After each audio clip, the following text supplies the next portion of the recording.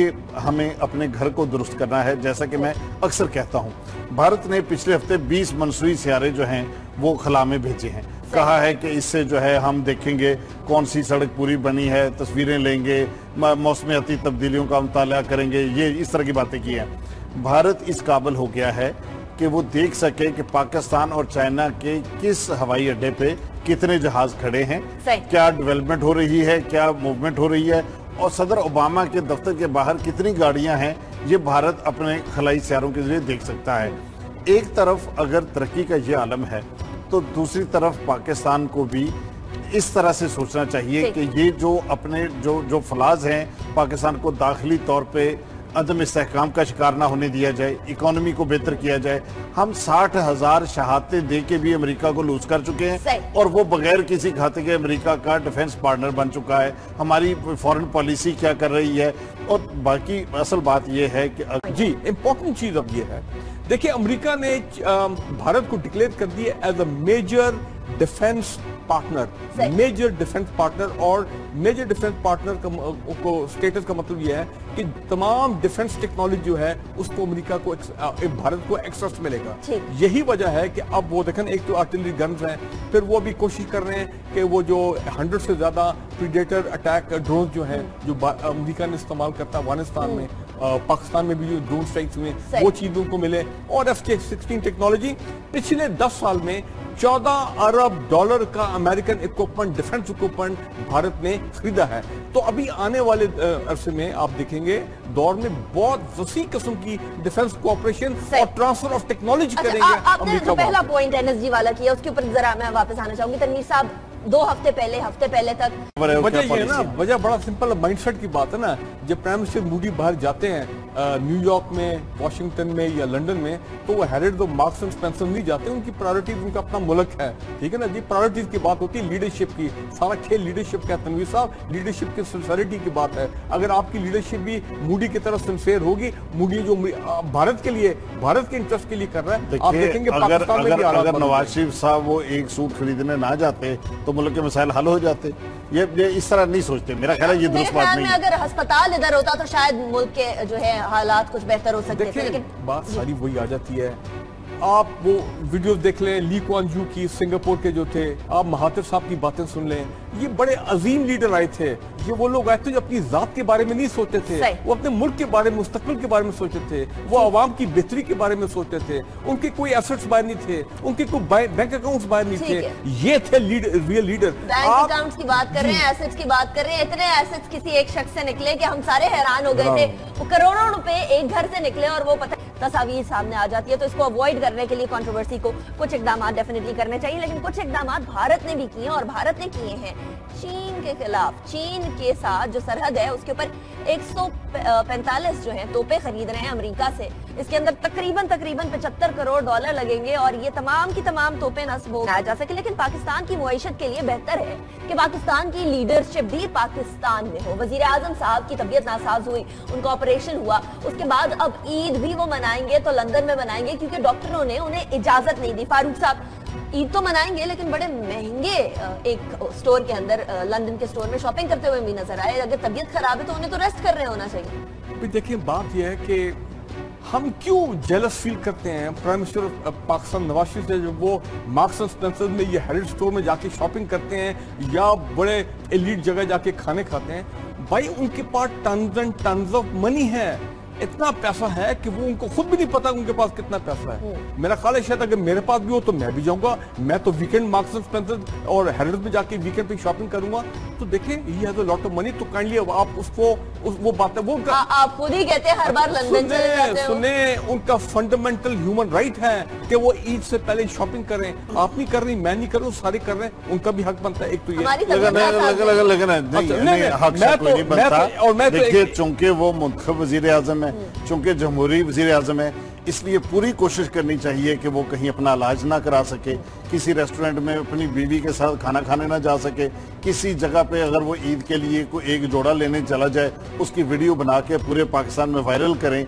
इसी तरह से वो सड़क पे बेटे के हमरा जाए तो उससे पूछें कि आपने जो पैसे लूटे हैं उसका सड़क के ऊपर जवाब दें और हर तो बंदिश को करे।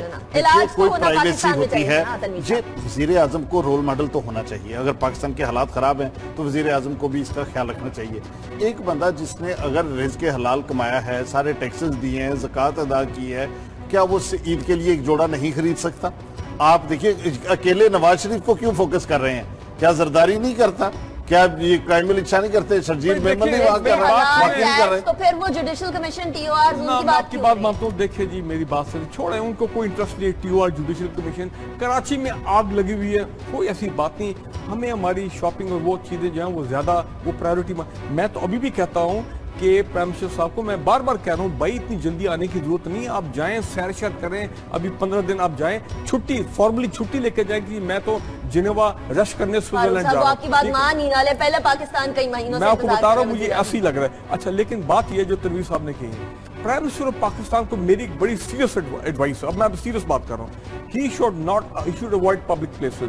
वो पब्लिक प्लेसेस पे जाएंगे तो पाकिस्तानी, आपको पता हजारों की तादाद में ऐसे लोग मौजूद हैं लंदन में जो कहते हैं उनको स्टॉक करते हैं, उनका पीछा करते रहते हैं कि किधर जा रहे हैं ताकि पता लगे, वहां पहुंच जाएं। और वहां पहुंच के फिर वो बड़ी नामुनासिब लैंग्वेज जो है वो प्राइम मिनिस्टर साहब के लिए इस्तेमाल करते हैं। मैं समझता हूँ कि जो कि अच्छी नहीं है कि जिंदगी में इतनी जनाब 3 दफा प्राइम मिनिस्टर बनने के बाद अगर फिर भी आप वो बातें सुने जो कोई स्टोर में आपको आवाजें कसते या सड़क चलते कर दे, वो अच्छी बात नहीं है। अगर आसिफा ये कहेगी कि सेल देखकर प्राइम मिनिस्टर नवाज शरीफ से अपने ऊपर काबू नहीं रहा और वो उसमें चले गए, इमरान खान कहे कि महंगे शॉपिंग स्टोर को पाकिस्तान लेके आओ, फिर वजीर आजम पाकिस्तान आएगा, आप तरगीब दे रहे हैं लोगों को कि वो कानून हाथ में लें, वो इस तरह आवाजें कसें, वो उनकी वीडियो बनाए, वो इनको गाली गलोच करें। देखिए, आपने सिस्टम को ठीक करना है। नवाज शरीफ को भी इंसाफ करना चाहिए, हमें भी इंसाफ करना चाहिए, जो दुरुस्त और सही बात होनी चाहिए। एक आदमी को यह हक कैसे दिया जा सकता है कि वो किसी की इज्जत रोल दे सड़क पे जाते हुए आदमी को? अगर ये बात नवाज शरीफ के साथ होगी तो फिर इसका इख्तिताम नवाज शरीफ तक नहीं रहेगा, वो किसी के साथ हो सकेगा, कोई नहीं कर सकेगा। साहब, ये क्या चीजें शो करती हैं? इस तरह की जो वीडियोस बन रही हैं यहाँ पे, शो ये करती हैं कि लोग क्या सोच रहे हैं, हुक्मरान क्या सोच रहे हैं, लोग क्या सोच रहे हैं। क्या नवाज शरीफ की कार के बोनट से पैसे निकले हैं? क्या किसी किश्ती में उसके पैसे थे मौजूद? क्या उसके घर से वो जो लंदन से निकली थी लंबी खजाने निकले थे नोटों के, वो निकले हैं? अगर उसका अपना पैसा है और उसने एक सूट ले लिया है तो जमहूरी वज़ीर आज़म, लेकिन ये बात फारूक साहब की दुरुस्त है कि अगर शायद कोई बाहर दूसरा शख्स जाता उनके लिए कोई चीज खरीदे तो बात अलग थी। सिचुएशन कुछ इस तरह की है कि डेफिनेटली वज़ीर आज़म साहब के हवाले से लोग उनका पीछा कर रहे हैं, देख रहे हैं कि क्या उनकी तबीयत वाकई में खराब है, और अगर कहीं भी नजर आ जाते हैं तो फिर इस तरह से तस्वीर सामने आ जाती है। तो इसको अवॉइड करने के लिए कंट्रोवर्सी को कुछ इकदाम डेफिनेटली करने चाहिए, लेकिन कुछ इकदाम भारत ने भी किए और भारत ने किए हैं। शौक है डोनाल्ड ट्रंप साहब को, जो कि प्रेसिडेंशियल कैंडिडेट है अमेरिका के, उन्होंने पीआर के लिए गालिबन अपना एक जो मौकफ है उसको तब्दील कर लिया है। कहते हैं कि मुसलमान हो, तमाम मुसलमानों पर बैन की बात नहीं करते, अब कहते हैं कि वो मुसलमान जो टेररिस्ट से रिलेटेड नहीं है उनके ऊपर बैन नहीं, बाकियों के ऊपर बैन होना चाहिए। तो तनवीर साहब, ये कौन डिसाइड करेगा कि टेररिस्ट से किसका ताल्लुक है, किसका नहीं? देखिए, डोनाल्ड ट्रंप जो है इसकी बातों को तो मेरे ख्याल सीरियस लेना ही नहीं चाहिए। खुद अमेरिकी जो है इसकी बातों को तस्लीम नहीं करते। व्हाइट हाउस जो है इसकी तरदीद कर रहा है और इसके ऊपर जो रिएक्शन आ रहा है, देखिए स्कॉटलैंड के लोगों ने कहा कि अगर स्कॉटलैंड से कोई मुसलमान जाए तो आप क्या करेंगे? उसका नहीं, जो दहशतगर्द रियासतें हैं उन्हीं के लोगों को, उनका जो उनमें अमीर लोग हैं उनका अमीर लोगों को हम बुलाएंगे। वो कभी एक बात पे कायम नहीं रहते। बात यह है कि बरतानिया में उन पे दाखिले पे पाबंदी के लिए एक पिटीशन फाइल हुई है जिसके ऊपर 3 लाख से ज्यादा लोग अब तक साइन कर चुके हैं। स्कॉटलैंड की यूनिवर्सिटी ने इसी बयान के ऊपर उनकी एजाजी डिग्री कैंसिल कर दी है। खुद अमेरिका के अंदर इनके खिलाफ रेजिस्टेंस पाई जाती है। अमेरिका में कहा जाता है कि 2050 में दूसरा बड़ा मजहब अमेरिका का इस्लाम होगा। वहां जो ग्रोथ इस वक्त हो रही है, क्या आप इतनी बड़ी पॉपुलेशन को इस तरह इरिटेट करके, इस तरह टॉर्चर करके आप अमेरिका का फायदा कर रहे हैं या अमेरिका का नुकसान कर रहे हैं? आपने देखिए, ये जो डोनाल्ड ट्रंप है ये किसी रियासत का कभी गवर्नर नहीं रहा, ये कभी सेनेटर नहीं रहा, इसकी कोई पॉलिटिकल बड़ी हिस्ट्री नहीं है। अगर ये अमेरिका का सदर बन गया, जो सदारती इकदार हैं, जो वैल्यूज हैं, इसको तो उनका पता ही नहीं है। सही। जब ये क्या ये मजाक उड़ाने वाली बात नहीं कि जिस तरह ये बात कही गई और इससे हटके इसने जो बातें कही कि जनाब मसाजिद पे पाबंदी लगा देंगे, सिक्योरिटी सख्त करेंगे, इस बातों को अमेरिकी नहीं मानते। इन्हीं बयानात की वजह से हमने देखा है बाद में अमेरिका में कुछ इश्तेहाल पाया जाता है, मुसलमानों के खिलाफ दूसरे लोग खड़े हो गए, मुसलमानों को भी इस चीज का गुस्सा है, तो ये तो अमेरिका को गलत सिमत में लेके बिल्कुल जाहिर बात है। देखे ना इन्होंने जो अपने एंटी मुस्लिम बल्कि वो जो मैं तासुबाना किस्म के बयान दिए मुसलमानों के खिलाफ, उससे फिर जाहिर बात है जो इंसाइट